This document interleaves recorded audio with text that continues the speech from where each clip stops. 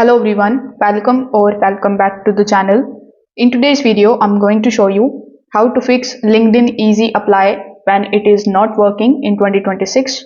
Now, if the Easy Apply button is missing, the applications won't submit, or you keep getting the errors, you can just simply try these particular methods.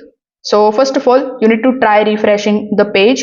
So if you are on desktop, it will be very easy for you. But if you are using the LinkedIn mobile application, you just have to come out of the application completely. After that, you need to remove it from the background.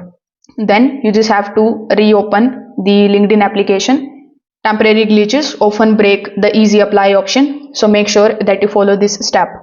Now, in the second method, you need to basically check your internet connection. The easy apply relies heavily on the stable internet connectivity, so you can try switching between the Wi-Fi and the mobile data. The weak internet can prevent the applications from loading or submitting. Next, you need to complete your LinkedIn profile, which is a very important step. Many jobs disable easy apply if your profile is incomplete. So make sure that you have uploaded or updated your resume, the work experience, education details, and profile photo. The missing details often cause the submission failures. So if you are using any kind of VPNs or any kind of proxy services, just make sure that you turn them off as well.